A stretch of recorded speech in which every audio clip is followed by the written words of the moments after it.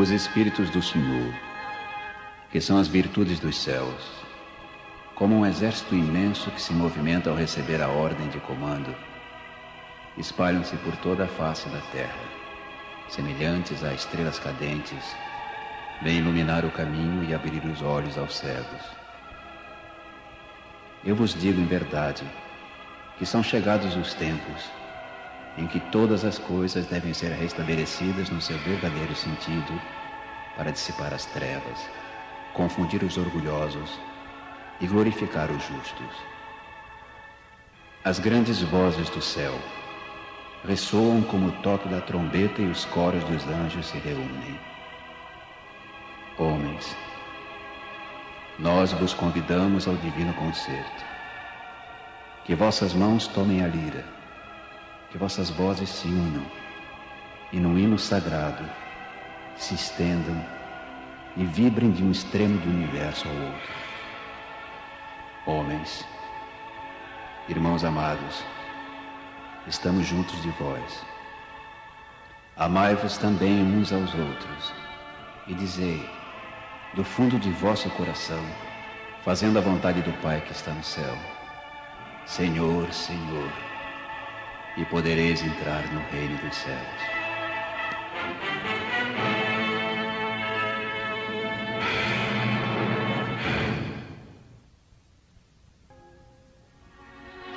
Podemos dividir as matérias contidas nos evangelhos em 5 partes. Primeiro, os atos comuns da vida do Cristo. 2, os milagres. 3, as profecias. 4, as palavras que serviram para o estabelecimento dos dogmas da Igreja. 5, o ensino moral. Se as 4 primeiras partes têm sido objeto de discussões, a última permanece inatacável. Diante desse código divino, a própria incredulidade se curva. É o terreno em que todos os cultos podem encontrar-se, a bandeira sob a qual todos podem abrigar-se, por mais diferentes que sejam as suas crenças. Porque nunca foi objeto de disputas religiosas, sempre e por toda parte provocadas pelos dogmas. Se o discutissem, as seitas teriam nele encontrado a sua própria condenação, porque a maioria delas se apegaram mais à parte mística do que à parte moral, que exige a reforma de cada um.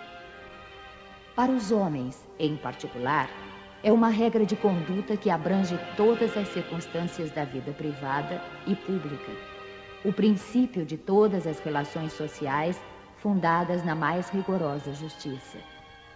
É, por fim, e acima de tudo, o caminho infalível da felicidade a conquistar, uma ponta do véu erguida sobre a vida futura. É essa parte que constitui o objeto exclusivo desta obra. Todo o mundo admira a moral evangélica. Todos proclamam a sua sublimidade e a sua necessidade. Mas muitos o fazem confiando naquilo que ouviram ou apoiados em algumas máximas que se tornaram proverbiais, pois poucos a conhecem a fundo, e são menos ainda os que a compreendem e sabem tirar-lhe as consequências. A razão disso está, em grande parte, nas dificuldades apresentadas pela leitura do Evangelho, ininteligível para a maioria. A forma alegórica e o misticismo intencional da linguagem levam a maioria a lê-lo por desencargo de consciência e por obrigação, como leem as preces sem as compreender, o que vale dizer sem proveito. Os preceitos de moral espalhados no texto, misturados com as narrativas, passam desapercebidos. Torna-se impossível apreender o conjunto e fazê-los ao mesmo tempo objeto de leitura e meditação separadas.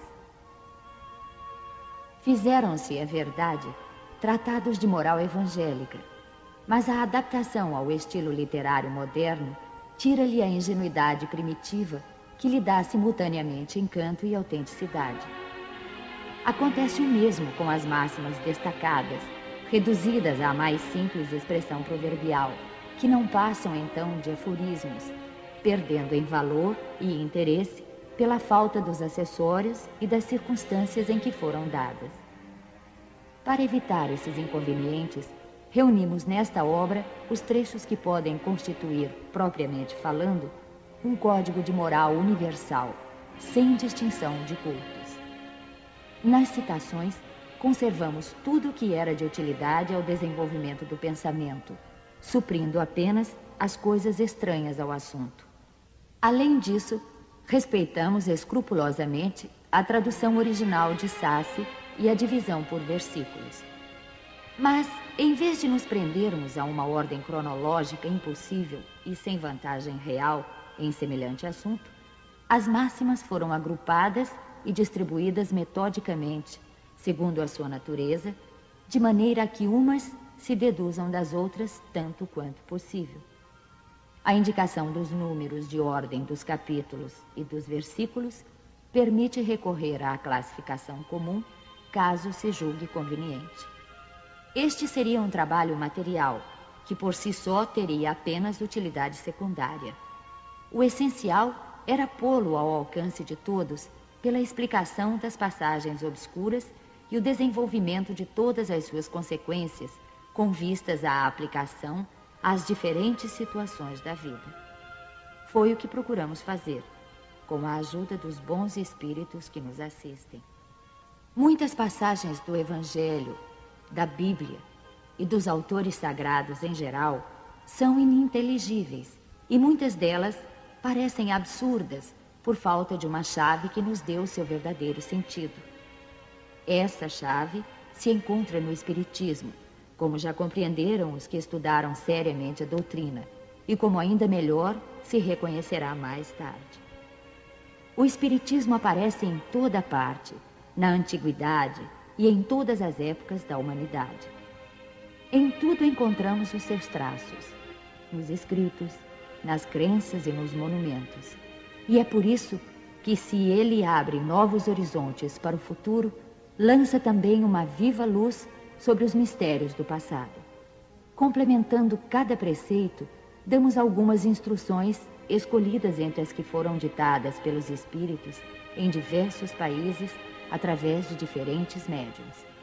Se essas instruções tivessem surgido de uma fonte única, poderiam ter sofrido influência pessoal ou do meio, enquanto a diversidade de origens prova que os espíritos dão os seus ensinamentos por toda parte e que não há ninguém privilegiado a esse respeito.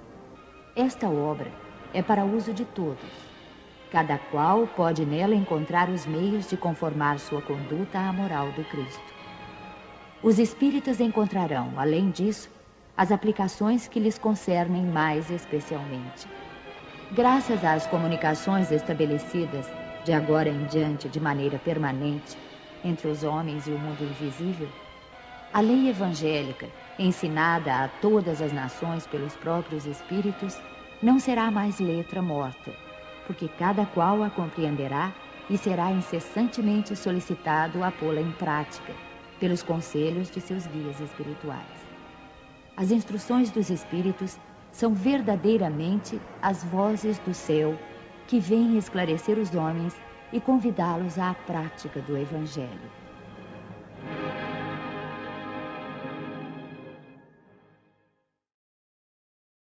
Notícias históricas. Para bem compreender certas passagens dos Evangelhos, é necessário conhecer o valor de muitas palavras frequentemente empregadas nos textos e que caracterizam o estado dos costumes e da sociedade judia naquela época. Essas palavras, não tendo para nós o mesmo sentido, foram quase sempre mal interpretadas e geraram algumas incertezas. A compreensão do seu significado explica também o verdadeiro sentido de certas máximas que, à primeira vista, parecem estranhas.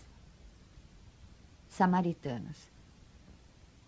Após o cisma das 10 tribos, Samaria tornou-se a capital do reino que se separara de Israel. Destruída e reconstruída numerosas vezes, foi sob o domínio romano sede administrativa de Samaria, uma das 4 divisões da Palestina.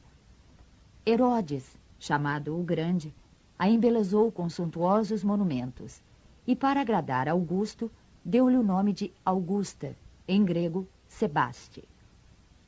Os samaritanos estiveram quase sempre em guerra com os reis de Judá. Uma aversão profunda, datando da época da separação, perpetuou-se entre os dois povos que se esquivavam a todas as formas de relações recíprocas.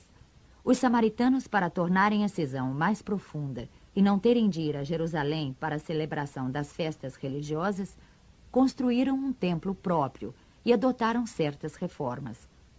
Admitiam somente o Pentateuco, que contém a lei de Moisés, e rejeitavam todos os livros que lhe haviam sido posteriormente anexados. Seus livros sagrados eram escritos em caracteres hebraicos da mais alta antiguidade. Para os judeus ortodoxos, eles eram heréticos e por isso mesmo desprezados, anatematizados e perseguidos.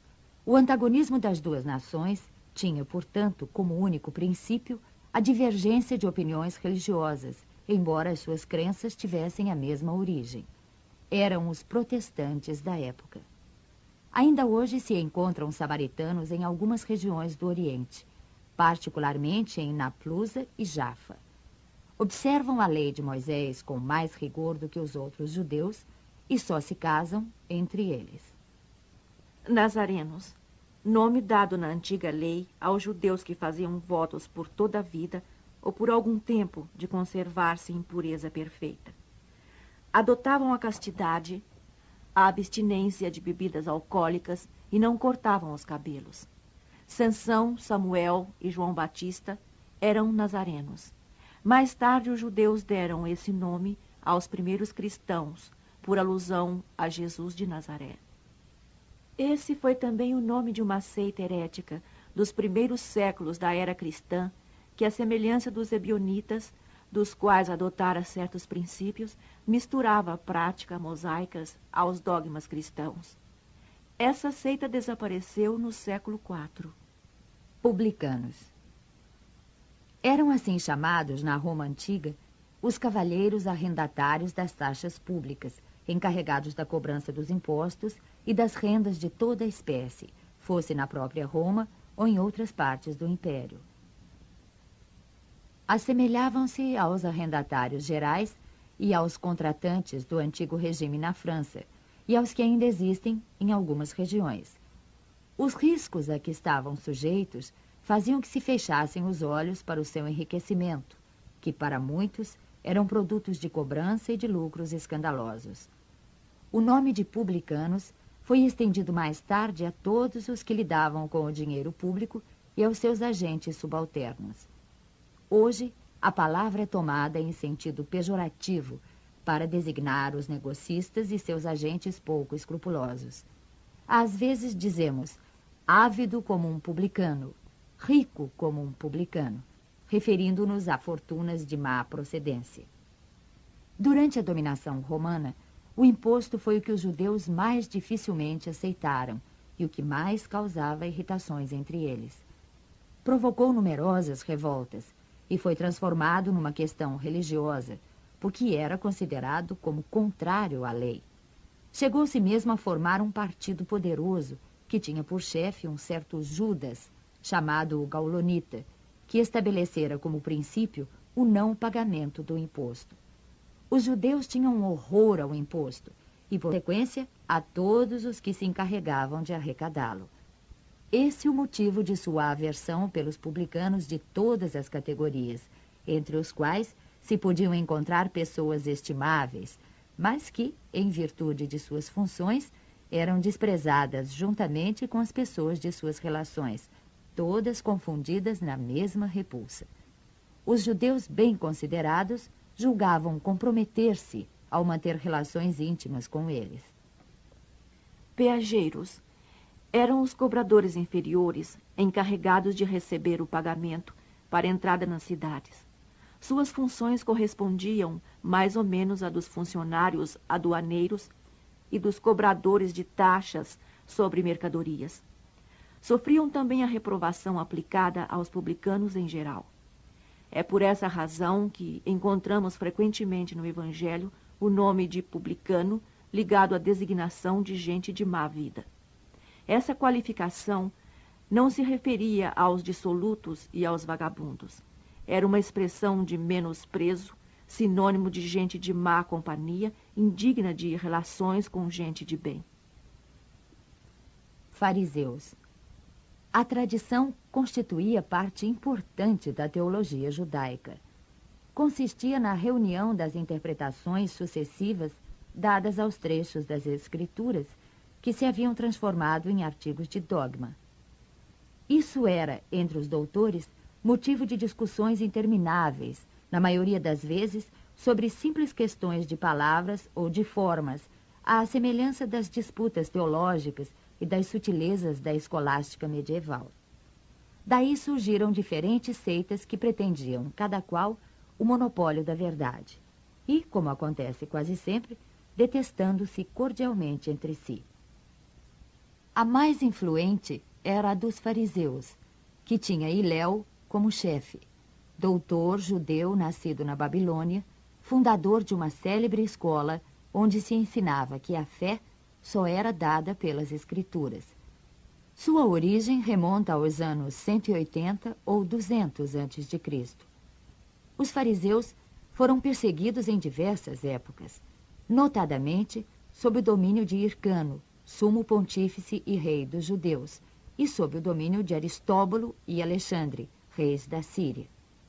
Não obstante, como este último lhes restituiu as honras e os bens, eles recuperaram o poder, conservando-o até a ruína de Jerusalém, no ano 70 da era cristã, quando então o seu nome desapareceu em consequência da dispersão dos judeus. Os fariseus desempenhavam papel ativo nas controvérsias religiosas. Observadores servis das práticas exteriores do culto e das cerimônias, tomados de ardoroso proselitismo, inimigos das inovações, afetavam grande severidade de princípios. Mas, sob as aparências de uma devoção meticulosa, escondiam costumes dissolutos, muito orgulho e, sobretudo, excessivo desejo de dominação. A religião, para eles, era mais um meio de subir do que objeto de fé sincera. Tinham apenas exterioridades e ostentação de virtudes, mas com isso exerciam grande influência sobre o povo, passando para este como santos personagens. Eis porque eram muito poderosos em Jerusalém. Criam, ou pelo menos professavam crer na providência, na imortalidade da alma, na eternidade das penas e na ressurreição dos mortos. Jesus, que acima de tudo prezava a simplicidade e as qualidades de coração, que preferia da lei o espírito que vivifica à letra que mata, entregou-se durante toda a sua missão a desmascarar essa hipocrisia e, em consequência, os transformou em seus inimigos encarniçados. Foi por isso que eles se ligaram com os príncipes dos sacerdotes para revoltar o povo contra ele e levá-lo ao sacrifício. Escribas, nome dado a princípio aos secretários dos reis de Judá e a certos intendentes dos exércitos judeus. Mais tarde, essa designação foi aplicada especialmente aos doutores que ensinavam a lei de Moisés e a interpretavam para o povo. Faziam causa comum com os fariseus, participando dos seus princípios e de sua aversão aos inovadores. Por isso, Jesus os envolve na mesma reprovação. Sinagoga.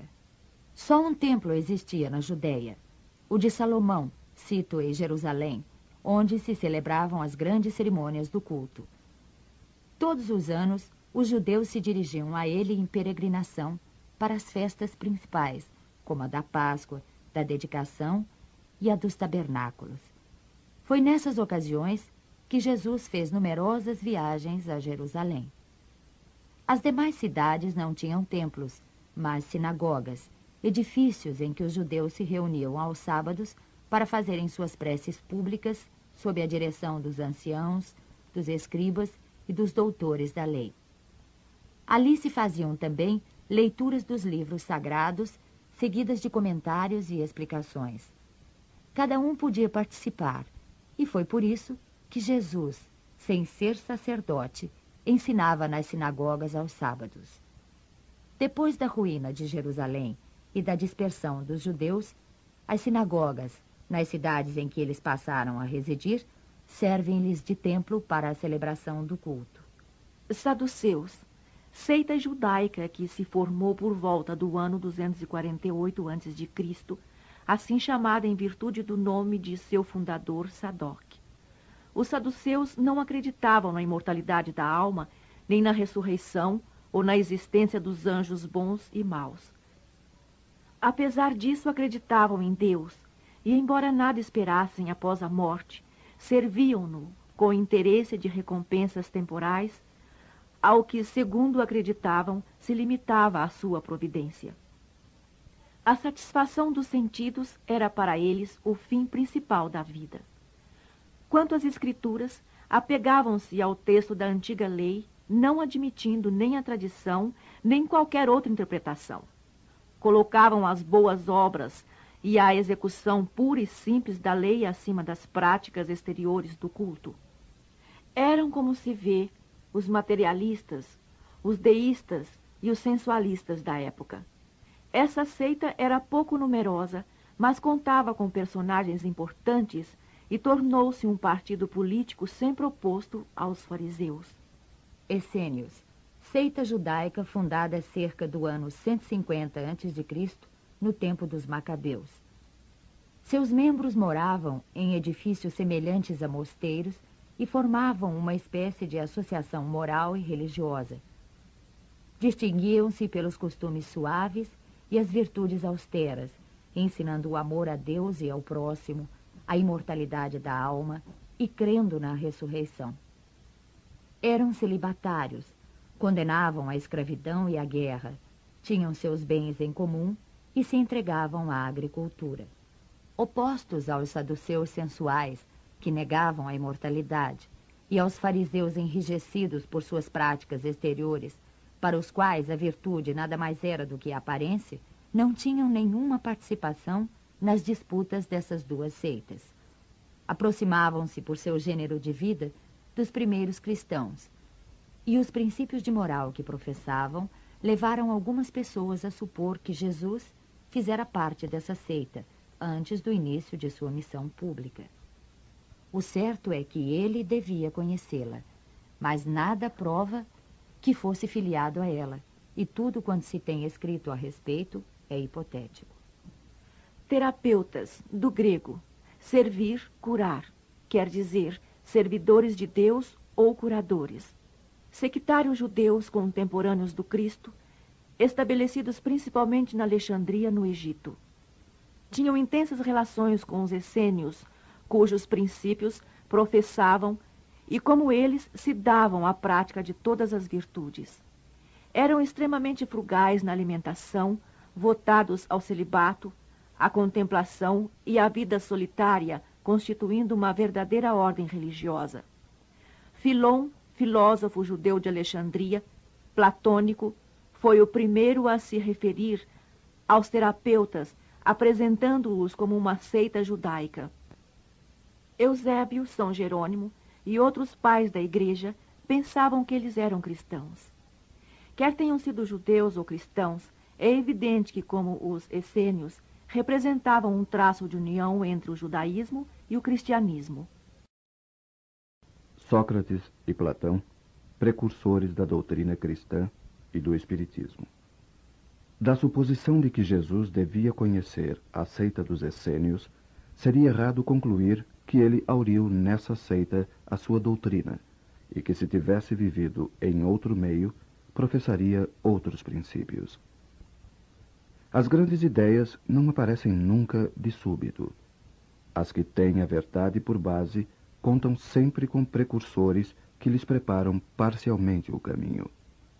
Depois, quando o tempo é chegado, Deus envia um homem com a missão de resumir, coordenar e completar os elementos esparsos, com eles formando um corpo de doutrina. Dessa maneira, não tendo surgido bruscamente, a doutrina encontra, ao aparecer, espíritos inteiramente preparados para a aceitar. Assim aconteceu com as ideias cristãs, que foram pressentidas muitos séculos antes de Jesus e dos essênios, e das quais foram Sócrates e Platão os principais precursores. Sócrates, como o Cristo, nada escreveu, ou pelo menos nada deixou escrito. Como ele, morreu a morte dos criminosos, vítima do fanatismo por haver atacado as crenças tradicionais e colocado a verdadeira virtude acima da hipocrisia e da ilusão dos formalismos, ou seja, por haver combatido os preconceitos religiosos. Assim como Jesus foi acusado pelos fariseus de corromper o povo com os seus ensinos, ele também foi acusado pelos fariseus do seu tempo, pois que os tem havido em todas as épocas, de corromper a juventude ao proclamar o dogma da unicidade de Deus, da imortalidade da alma e da existência da vida futura. Da mesma maneira, porque hoje só conhecemos a doutrina de Jesus pelos escritos dos seus discípulos, também só conhecemos a de Sócrates pelos escritos de seu discípulo Platão. Consideramos útil resumir aqui os seus pontos principais para demonstrar sua concordância com os princípios do cristianismo. Aos que encarassem este paralelo como uma profanação, pretendendo não ser possível haver semelhanças entre a doutrina de um pagão e a do Cristo, responderemos que a doutrina de Sócrates não era pagã, pois tinha por finalidade combater o paganismo, e que a doutrina de Jesus, mais completa e mais depurada que a de Sócrates, nada tem a perder na comparação. A grandeza da missão divina do Cristo não poderá ser diminuída. Além disso, trata-se de fatos históricos que não podem ser escondidos. O homem atingiu um ponto em que a luz sai por si mesma debaixo do alqueire e o encontra maduro para a enfrentar. Tanto pior para os que temem abrir os olhos. É chegado o tempo de encarar as coisas do alto, com amplitude, e não mais do ponto de vista mesquinho e estreito dos interesses de seitas e de castas. Estas citações provarão, além disso, que se Sócrates e Platão pressentiram as ideias cristãs, encontram-se igualmente na doutrina de ambos os princípios fundamentais do Espiritismo. Resumo da doutrina de Sócrates e Platão. O homem é uma alma encarnada. Antes de sua encarnação, ela existia junto aos modelos primordiais, as ideias do verdadeiro, do bem e do belo. Separou-se delas ao encarnar-se e, lembrando o seu passado, sente-se mais ou menos atormentada pelo desejo de a elas voltar. Não se pode enunciar mais claramente a distinção e a independência dos dois princípios, o inteligente e o material. Além disso, temos aí a doutrina da pré-existência da alma, da vaga intuição que ela conserva, da existência de outro mundo ao qual aspira, de sua sobrevivência à morte do corpo, de sua saída do mundo espiritual para encarnar-se e da sua volta a esse mundo após a morte. É, enfim, o germe da doutrina dos anjos decaídos. A alma se perturba e se confunde quando se serve do corpo para considerar algum objeto. Sente vertigens, como se estivesse ébria, porque se liga a coisas que são, por sua natureza, sujeitas a transformações. Em vez disso, quando contempla sua própria essência, ela se volta para o que é puro, eterno, imortal, e, sendo da mesma natureza, permanece nessa contemplação tanto tempo quanto possível. Cessam então as suas perturbações, e esse estado da alma é o que chamamos de sabedoria. Assim, o homem que considera as coisas de baixo, terra a terra do ponto de vista material, vive iludido. Para apreciá-las com justeza, é necessário vê-las do alto, ou seja, do ponto de vista espiritual. O verdadeiro sábio deve, portanto, de algum modo, isolar a alma do corpo para ver com os olhos do espírito. É isso que ensina o Espiritismo. Enquanto tivermos o nosso corpo e a nossa alma se encontrar mergulhada nessa corrupção, jamais possuiremos o objeto de nossos desejos, a verdade. De fato, o corpo nos oferece 1000 obstáculos pela necessidade que temos de cuidar dele. Além disso, nos enche de desejos, de apetites, de temores, de 1000 quimeras e de 1000 tolices, de maneira que, com ele, é impossível sermos sábios por um instante.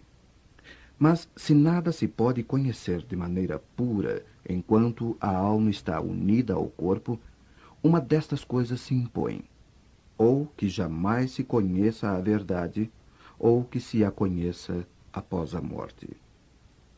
Livres da loucura do corpo, então conversaremos.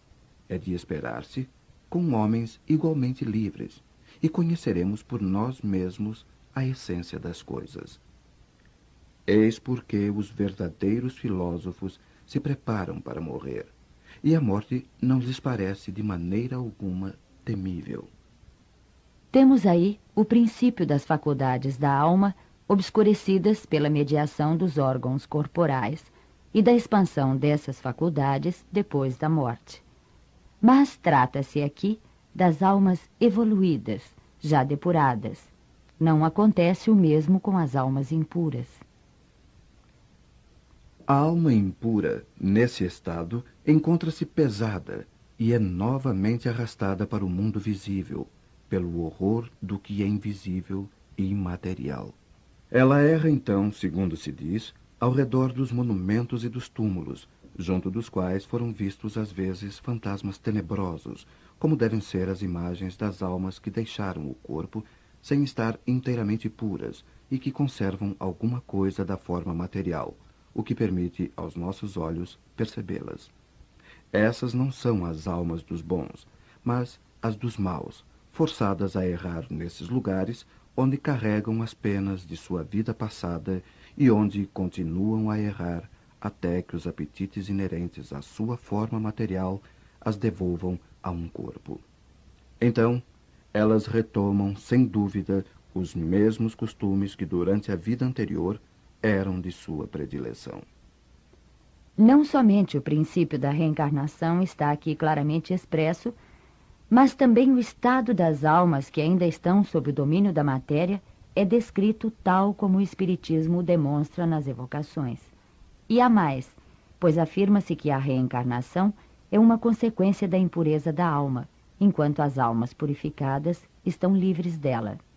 O Espiritismo não diz outra coisa, apenas acrescenta que a alma que tomou boas resoluções na erraticidade e que tem conhecimentos adquiridos trará menos defeitos ao renascer, mais virtudes e mais ideias intuitivas do que na existência precedente, e que assim cada existência marca para ela um progresso intelectual e moral. Após a nossa morte, o gênio daimon ou démon, que nos havia sido designado durante a vida, nos leva a um lugar onde se reúnem todos os que devem ser conduzidos ao Hades para o julgamento. As almas, depois de permanecerem no Hades o tempo necessário, são reconduzidas a esta vida por numerosos e longos períodos. Esta é a doutrina dos anjos guardiães ou espíritos protetores e das reencarnações sucessivas, após intervalos mais ou menos longos de erraticidade. Os demônios preenchem o espaço que separa o céu da terra. São o laço que liga o grande todo consigo mesmo. A divindade não entra jamais em comunicação direta com os homens, mas é por meio dos demônios que os deuses se relacionam e conversam com eles, seja durante o estado de vigília, seja durante o sono. A palavra démon, da qual se originou demônio, não era tomada no mau sentido pela antiguidade, como entre os modernos. Não se aplicava essa palavra exclusivamente aos seres malfazejos, mas aos espíritos em geral, entre os quais se distinguiam os espíritos superiores, chamados deuses, e os espíritos menos elevados, ou demônios propriamente ditos, que se comunicavam diretamente com os homens. O Espiritismo ensina também que os espíritos povoam o espaço, que Deus não se comunica com os homens, senão por intermédio dos espíritos puros, encarregados de nos transmitir a sua vontade, que os espíritos se comunicam conosco durante o estado de vigília e durante o sono. Substituí a palavra demônio pela palavra espírito e tereis a doutrina espírita. Ponde a palavra anjo e tereis a doutrina cristã. A preocupação constante do filósofo, tal como compreendem Sócrates e Platão, é a de ter o maior cuidado com a alma, menos em vista desta vida, que é apenas um instante, do que em vista da eternidade. Se a alma é imortal, não é sábio viver com vistas à eternidade? O cristianismo e o espiritismo ensinam a mesma coisa. Se a alma é imaterial, ela deve passar, após esta vida, para um mundo igualmente invisível e imaterial, da mesma maneira que o corpo, ao decompor-se, retorna à matéria. Importa somente distinguir bem a alma pura, verdadeiramente imaterial, que se nutre, como Deus, de ciência e de pensamento, da alma mais ou menos manchada de impurezas materiais, que a impedem de elevar-se ao divino, retendo-a nos lugares de sua passagem pela terra. Sócrates e Platão, como se vê, compreendiam perfeitamente os diferentes graus de desmaterialização da alma. Eles insistem sobre as diferenças de situação que resultam, para ela, de sua maior ou menor pureza. Isso que eles diziam por intuição, o Espiritismo o prova pelos numerosos exemplos que nos põe diante dos olhos. Se a morte fosse a dissolução total do homem, isso seria de grande vantagem para os maus, que após a morte estariam livres, ao mesmo tempo, de seus corpos, de suas almas e de seus vícios. Aquele que adornou sua alma, não com enfeites estranhos, mas com os que lhe são próprios, ele somente poderá esperar com tranquilidade a hora de sua partida para o outro mundo. Em outros termos, quer dizer que o materialismo, que proclama o nada após a morte, seria a negação de toda responsabilidade moral ulterior e, por conseguinte, um estímulo ao mal, que o malvado tem tudo a ganhar com o nada, que o homem que se livrou dos seus vícios e se enriqueceu de virtudes é o único que pode esperar tranquilamente o despertar na outra vida. O Espiritismo nos mostra, pelos exemplos que diariamente nos põe ante os olhos, quanto é penosa para o malvado a passagem de uma para a outra vida, a entrada na vida futura. O corpo conserva os vestígios bem marcados dos cuidados que se teve com ele ou dos acidentes que sofreu. Acontece o mesmo com a alma. Quando ela se despoja do corpo, conserva os traços evidentes de seu caráter, de seus sentimentos e as marcas que cada um dos seus atos lhe deixou. Assim, a maior desgraça que pode acontecer a um homem é a de ir para o outro mundo com uma alma carregada de culpas. Tu vês, Cállicles, que nem tu, nem Polos, nem Górgias poderíeis provar que se deve seguir outra vida que nos seja mais útil quando formos para lá. De tantas opiniões diversas, a única que permanece inabalável é a de que mais vale sofrer que cometer uma injustiça, e que, antes de tudo, devemos aplicar-nos, não a parecer, mas a ser um homem de bem. Aqui se encontra outro ponto capital, hoje confirmado pela experiência, segundo o qual a alma não purificada conserva as ideias, as tendências, o caráter e as paixões que tinha na terra. Esta máxima, mais vale sofrer do que cometer uma injustiça, não é inteiramente cristã? É o mesmo pensamento que Jesus exprime por esta figura. Se alguém te bater numa face, oferece-lhe a outra.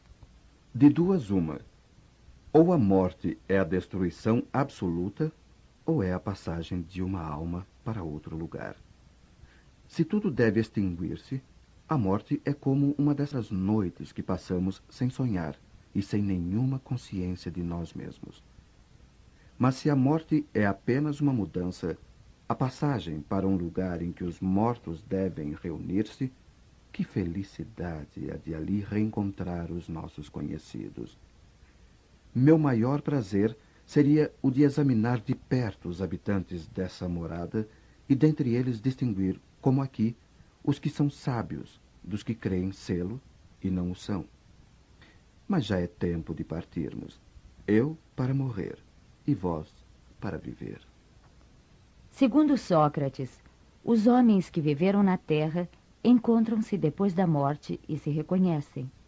O Espiritismo nos mostra, continuando suas relações, de tal maneira que a morte não é uma interrupção, nem uma cessação da vida, mas uma transformação sem solução de continuidade. Sócrates e Platão, se tivessem conhecido os ensinamentos que o Cristo daria 500 anos mais tarde e os que o Espiritismo hoje nos dá, não teriam falado de outra maneira. Nisso nada há que nos deva surpreender, se considerarmos que as grandes verdades são eternas e que os espíritos adiantados devem tê-las conhecido antes de vir para a Terra, para onde as trouxeram. Se considerarmos ainda que Sócrates, Platão e os grandes filósofos do seu tempo podiam estar, mais tarde, entre aqueles que secundaram o Cristo na sua divina missão, sendo escolhidos precisamente porque estavam mais aptos do que outros a compreender os seus sublimes ensinos, e que eles podem, por fim, participar hoje da grande pleiade de espíritos encarregados de vir ensinar aos homens as mesmas verdades. Não se deve nunca retribuir a injustiça com a injustiça, nem fazer mal a ninguém, qualquer que seja o mal que nos tenham feito. Poucas pessoas, entretanto, admitem esse princípio, e as que não concordam com ele só podem desprezar-se umas às outras. Não é este o princípio da caridade, que nos ensina a não retribuir o mal com o mal e a perdoar aos inimigos? É pelos frutos que se conhece a árvore. É necessário qualificar cada ação segundo o que ela produz. Chamá-la má quando a sua consequência é má, e boa quando produz o bem. Esta máxima, é pelos frutos que se reconhece a árvore, encontra-se textualmente repetida muitas vezes no Evangelho. A riqueza é um grande perigo. Todo homem que ama a riqueza não ama nem a ele, nem ao que possui, mas a uma coisa que é ainda mais estranha do que aquilo que ele possui. As mais belas preces e os mais belos sacrifícios agradam menos à divindade do que uma alma virtuosa que se esforça por assemelhar-se a ela. Seria grave que os deuses se interessassem mais pelas nossas oferendas do que pelas nossas almas. Dessa maneira, os maiores culpados poderiam conquistar os seus favores. Mas não, pois só são verdadeiramente sábios e justos os que por suas palavras e seus atos resgatam o que devem aos deuses e aos homens. Chamo de homem vicioso ao amante vulgar que ama mais ao corpo que à alma. O amor está por toda a natureza e incita-nos a exercer a nossa inteligência. Encontramo-lo até mesmo no movimento dos astros. É o amor que adorna a natureza com suas ricas alfombras. Ele se enfeita e fixa a sua morada onde encontra flores e perfumes. É ainda o amor que traz a paz aos homens, a calmaria ao mar, o silêncio aos ventos e o sossego à dor. O amor, que deve unir os homens por um sentimento de fraternidade, é uma consequência dessa teoria de Platão sobre o amor universal como lei da natureza. Sócrates, tendo dito que o amor não é um deus, nem um mortal, mas um grande demônio, ou seja, um grande espírito que preside ao amor universal, esta afirmação lhe foi sobretudo imputada como crime. A virtude não pode ser ensinada. Ela vem por um dom de Deus aos que a possuem. É quase a doutrina cristã sobre a graça. Mas se a virtude é um dom de Deus, então é um favor, e pode perguntar-se por que não é concedida a todos. De outro lado, se ela é um dom, não há mérito de parte daquele que a possui. O Espiritismo é mais explícito. Ele ensina que aquele que a possui a adquiriu pelos seus esforços nas vidas sucessivas ao livrar-se pouco a pouco das suas imperfeições. A graça é a força que Deus concede a todo homem de boa vontade para se livrar do mal e fazer o bem. Há uma disposição natural em cada um de nós para nos apercebermos bem menos dos nossos defeitos do que dos defeitos alheios. O Evangelho diz: vês a aresta no olho do teu irmão e não vês a trave no teu? Se os médicos fracassam na maior parte das doenças, é porque tratam do corpo sem a alma, e porque, se o todo não se encontra em bom estado, é impossível que a parte esteja bem. O Espiritismo oferece a chave das relações entre a alma e o corpo e prova que existe incessante reação de um sobre o outro. Ele abre, assim, novo caminho à ciência, mostrando-lhe a verdadeira causa de certas afecções, dá-lhe os meios de combatê-las. Quando ela levar em conta a ação do elemento espiritual na economia orgânica, fracassará menos. Todos os homens, desde a infância, fazem mais mal do que bem.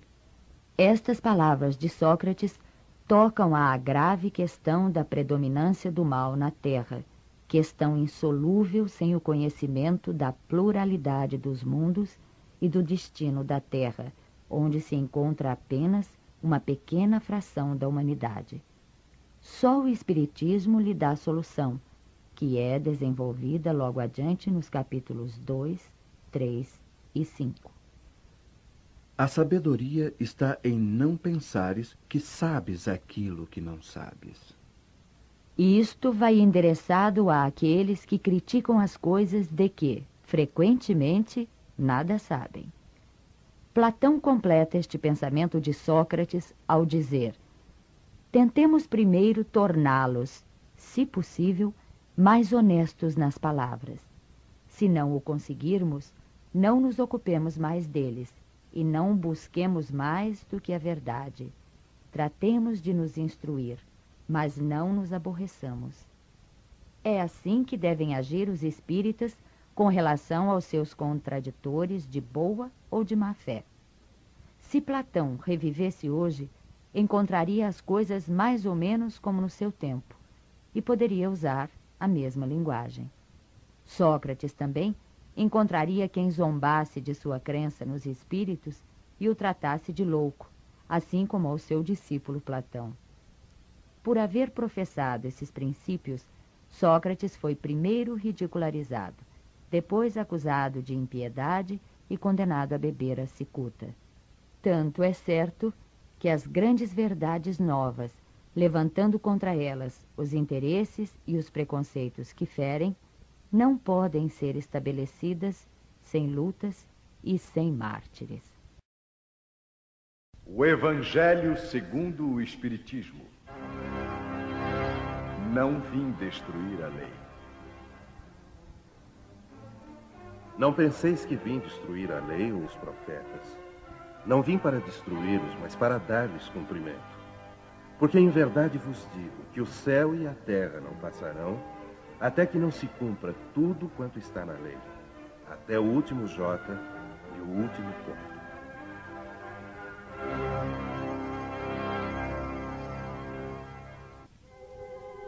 Moisés. Há duas partes distintas na lei mosaica. A lei de Deus, promulgada sobre o Monte Sinai, e a lei civil ou disciplinar, estabelecida por Moisés. Uma é invariável. A outra é apropriada aos costumes e ao caráter do povo e se modifica com o tempo. A lei de Deus está formulada nos 10 mandamentos seguintes. Eu sou o Senhor teu Deus, que te tirei da terra do Egito, da casa da servidão. Não terás deuses estrangeiros diante de mim. Não farás para ti imagens de escultura, nem figura alguma de tudo o que há em cima no céu e do que há embaixo na terra, nem de coisa que haja nas águas debaixo da terra. Não adorarás, nem lhes darás culto. Não tomarás o nome do Senhor teu Deus em vão. Lembra-te de santificar o dia de sábado. Honrarás o teu pai e a tua mãe, para teres uma dilatada vida sobre a terra que o Senhor teu Deus te há de dar. Não matarás. Não cometerás adultério. Não furtarás. Não dirás falso testemunho contra o teu próximo. Não desejarás a mulher do próximo. Não cobiçarás a casa do teu próximo, nem o seu servo, nem a sua serva, nem o seu boi, nem o seu jumento, nem outra coisa alguma que lhe pertença. Esta lei é de todos os tempos e de todos os países, e tem, por isso mesmo, um caráter divino. Todas as demais são leis estabelecidas por Moisés, obrigado a manter pelo temor um povo naturalmente turbulento e indisciplinado, no qual tinha de combater abusos arraigados e preconceitos adquiridos durante a servidão no Egito. Para dar autoridade às suas leis, ele teve de lhes atribuir uma origem divina, como o fizeram todos os legisladores dos povos primitivos. A autoridade do homem devia apoiar-se sobre a autoridade de Deus. Mas só a ideia de um Deus terrível podia impressionar homens ignorantes em que o senso moral e o sentimento de uma estranha justiça estavam ainda pouco desenvolvidos. É evidente que aquele que havia estabelecido em seus mandamentos: não matarás e não farás mal ao teu próximo, não poderia contradizer-se ao fazer do extermínio um dever. As leis mosaicas, propriamente ditas, tinham, portanto, um caráter essencialmente transitório. Cristo. Jesus não veio destruir a lei, o que quer dizer a lei de Deus. Ele veio cumpri-la, ou seja, desenvolvê-la, dar-lhe o seu verdadeiro sentido e apropriá-la ao grau de adiantamento dos homens. Eis porque encontramos nessa lei o princípio dos deveres para com Deus e para com o próximo, que constitui a base de sua doutrina. Quanto às leis de Moisés propriamente ditas, ele, pelo contrário, as modificou profundamente no fundo e na forma. Combateu sem cessar o abuso das práticas exteriores e as falsas interpretações, e não podia fazê-las passar por uma reforma mais radical do que reduzindo-as a estas palavras: amar a Deus sobre todas as coisas e ao próximo como a si mesmo. E ao acrescentar: esta é toda a lei e os profetas. Por estas palavras, o céu e a terra não passarão enquanto não se cumprir até o último jota.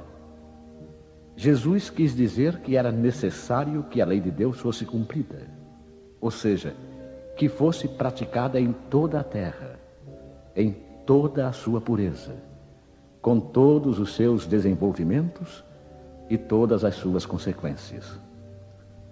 Pois de que serviria estabelecer essa lei se ela tivesse de ficar como privilégio de alguns homens ou mesmo de um só povo? Todos os homens, sendo filhos de Deus, são, sem distinções, objetos da mesma solicitude. Mas o papel de Jesus não foi simplesmente o de um legislador moralista, sem outra autoridade que a sua palavra. Ele veio cumprir as profecias que haviam anunciado o seu advento. Sua autoridade decorria da natureza excepcional do seu espírito e da natureza divina da sua missão. Ele veio ensinar aos homens que a verdadeira vida não está na terra, mas no reino dos céus. Ensinar-lhes o caminho que os conduz até lá, os meios de se reconciliarem com Deus e os advertir sobre a marcha das coisas futuras para o cumprimento dos destinos humanos. Não obstante, ele não disse tudo e sobre muitos pontos limitou-se a lançar o germe de verdades que ele mesmo declarou não poderem ser então compreendidas. Falou de tudo, mas em termos mais ou menos claros, de maneira que, para entender o sentido oculto de certas palavras, era preciso que novas ideias e novos conhecimentos viessem dar-nos a chave. Essas ideias não podiam surgir antes de um certo grau de amadurecimento do espírito humano. A ciência devia contribuir poderosamente para o aparecimento e o desenvolvimento dessas ideias. Era preciso, pois, dar tempo à ciência para progredir. O Espiritismo. O Espiritismo é a nova ciência que vem revelar aos homens, por meio de provas irrecusáveis, a existência e a natureza do mundo espiritual e suas relações com o mundo material. Ele nos mostra esse mundo não mais como sobrenatural, mas como uma das forças vivas e incessantemente atuantes da natureza, como a fonte de uma infinidade de fenômenos até então incompreendidos, e por essa razão relegados para o domínio do fantástico e do maravilhoso. É a essas relações que o Cristo se refere em muitas circunstâncias. E é por isso que muitas coisas que ele disse ficaram ininteligíveis ou foram falsamente interpretadas. O Espiritismo é a chave que nos ajuda a tudo explicar com facilidade. A lei do Antigo Testamento está personificada em Moisés. A do Novo Testamento, em Cristo. O Espiritismo é a terceira revelação da lei de Deus.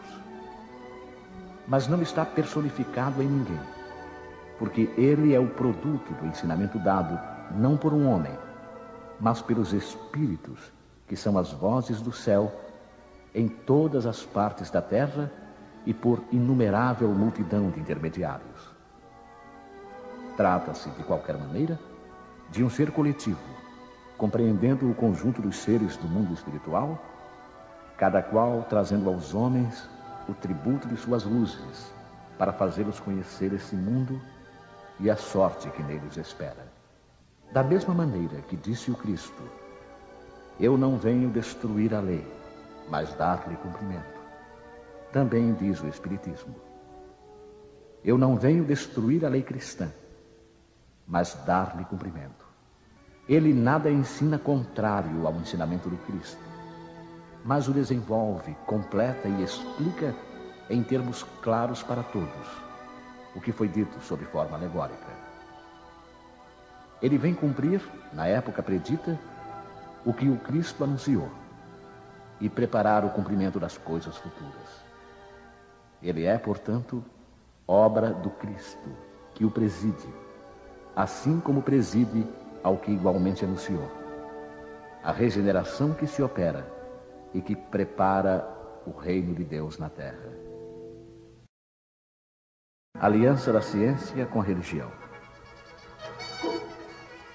A ciência e a religião são as duas alavancas da inteligência humana. Uma revela as leis do mundo material e a outra as leis do mundo moral. Mas aquelas e estas leis, tendo o mesmo princípio, que é Deus, não podem contradizer-se. Se umas forem a negação das outras, umas estarão necessariamente erradas e as outras certas.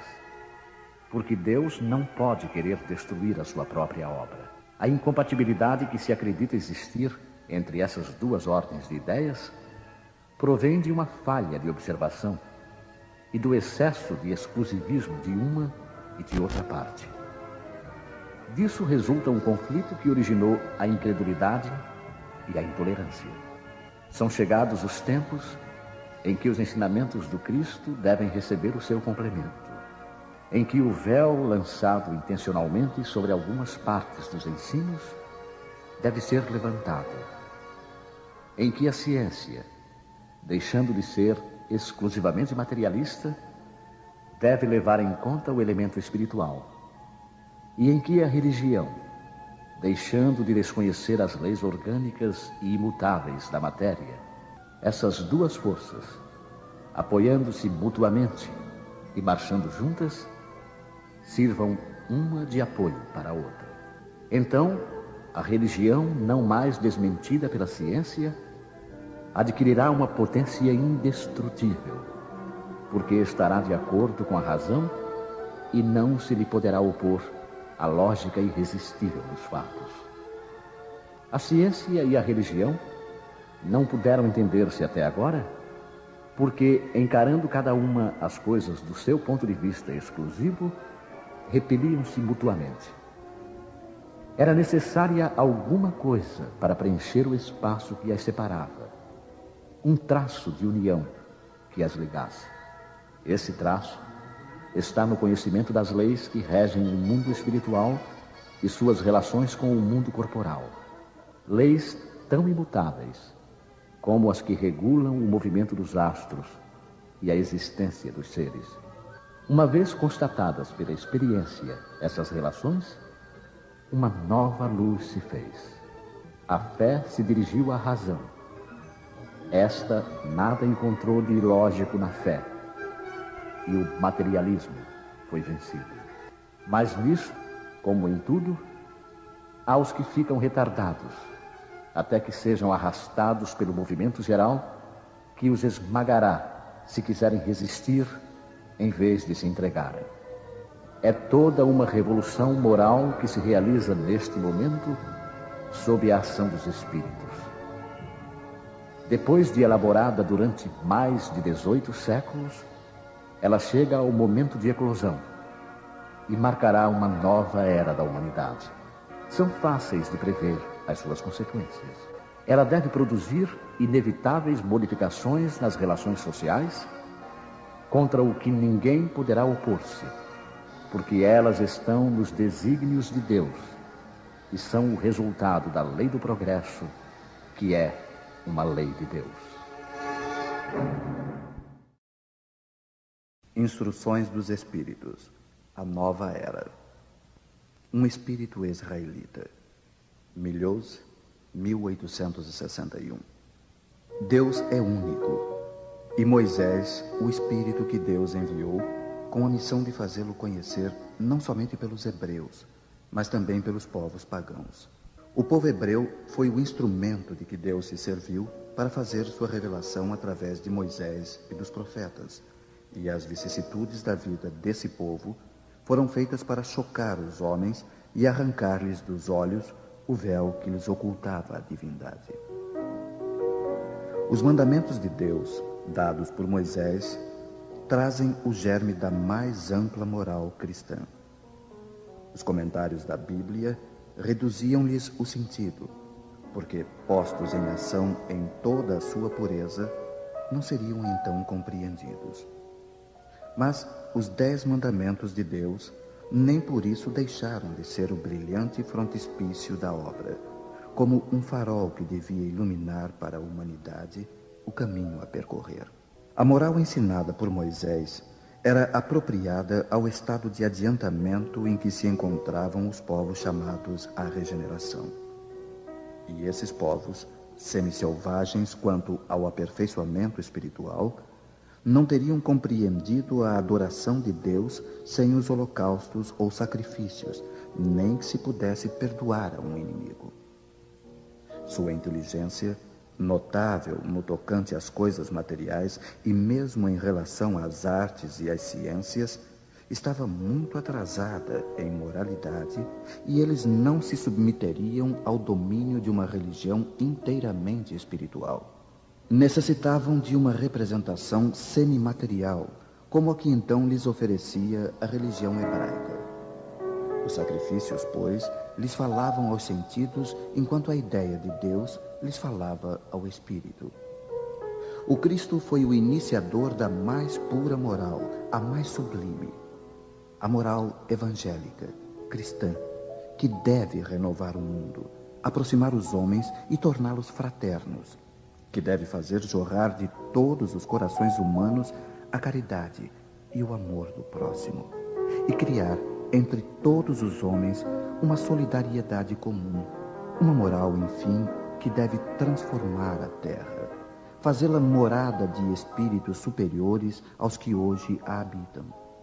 É a lei do progresso a que a natureza está sujeita que se cumpre, e o espiritismo é a alavanca de que Deus se serve para elevar a humanidade. São chegados os tempos em que as ideias morais devem desenvolver-se para que se realizem os progressos que estão nos desígnios de Deus. Elas devem seguir o mesmo roteiro que as ideias de liberdade seguiram, como suas precursoras. Mas não se pense que esse desenvolvimento se fará sem lutas. Não, porque elas necessitam, para chegar ao amadurecimento, de agitações e discussões, a fim de atraírem a atenção das massas. Uma vez despertada a atenção, a beleza e a santidade da moral tocarão os espíritos, e eles se dedicarão a uma ciência que lhes traz a chave da vida futura e lhes abre a porta da felicidade eterna. Foi Moisés quem abriu o caminho. Jesus continuou a obra. O Espiritismo a concluirá. Fenelon, um dia, Deus, em sua inesgotável caridade, permitiu ao homem ver a verdade através das trevas. Esse dia foi o do advento do Cristo. Depois do vivo clarão, porém, as trevas se fecharam de novo. O mundo, após alternativas de verdade e obscuridade, novamente se perdia. Então, semelhantes aos profetas do Antigo Testamento, os espíritos começaram a falar e a vos advertir. O mundo foi abalado nas suas bases. O trovão ribombará. Sede firmes. O Espiritismo é de ordem divina, pois repousa sobre as próprias leis da natureza. E crede que tudo o que é de ordem divina tem um objetivo elevado e útil. Vosso mundo se perdia. A ciência, desenvolvida com o sacrifício dos interesses morais, vos conduzia unicamente ao bem-estar material, revertendo-se em proveito do espírito das trevas. Vós o sabeis, cristãos. O coração e o amor devem marchar unidos à ciência. O reino do Cristo, ai de nós, após 18 séculos e apesar do sangue de tantos mártires, ainda não chegou. Cristãos, voltai-vos para o Mestre que vos quer salvar. Tudo é fácil para aquele que crê e que ama. O amor o enche de gozo inefável. Sim, meus filhos, o mundo está abalado. Os bons espíritos vos dizem sempre: curvai-vos sob o sopro precursor da tempestade para não serdes derrubados. Quero dizer, preparai-vos e não vos assemelheis às virgens loucas que foram apanhadas desprevenidas à chegada do esposo. A revolução que se prepara é mais moral do que material. Os grandes espíritos, mensageiros divinos, insuflam a fé para que todos vós, obreiros esclarecidos e ardentes, façais ouvir vossa humilde voz. Porque vós sois o grão de areia, mas sem os grãos de areia não haveria montanhas. Assim, portanto, que estas palavras, nós somos pequenos, não tenha sentido para vós. A cada um a sua missão, a cada um o seu trabalho. A formiga não constrói o seu formigueiro? E animaizinhos insignificantes não formam continentes? A nova cruzada começou. Apóstolos da paz universal e não da guerra. Modernos São Bernardos, olhai para a frente e marchai. A lei dos mundos é a lei do progresso. Erasto, discípulo de São Paulo, Paris, 1863. Santo Agostinho é um dos maiores divulgadores do Espiritismo. Ele se manifesta por quase toda parte, e a razão disso a encontramos na vida desse grande filósofo cristão. Pertence a essa vigorosa falange dos pais da Igreja a que a cristandade deve as suas mais sólidas bases. Como muitos, ele foi arrancado ao paganismo, ou melhor diremos, à mais profunda impiedade pelo clarão da verdade. Quando, em meio de seus desregramentos, ele sentiu na própria alma a estranha vibração que o chamava para si mesmo e lhe fez compreender que a felicidade não estava nos prazeres enervantes e fugidios. Quando, enfim, na sua estrada de Damasco, ele também ouviu a santa voz que lhe clamava: Saulo, Saulo, por que me persegues? E exclamou: meu Deus, perdoa-me. Eu creio, sou cristão. E desde então se tornou um dos mais firmes pilares do Evangelho. Podemos ler, nas notáveis confissões desse eminente espírito, as palavras características e proféticas, ao mesmo tempo que ele pronunciou ao ter perdido Santa Mônica. Estou certo de que minha mãe virá visitar-me e dar-me os seus conselhos, revelando-me o que nos espera na vida futura. Que lição nestas palavras e que brilhante previsão da futura doutrina. É por isso que hoje, vendo chegada a hora da divulgação da verdade, que ele já havia pressentido, faz-se o seu ardente propagador e se multiplica, por assim dizer, para atender a todos os que o chamam.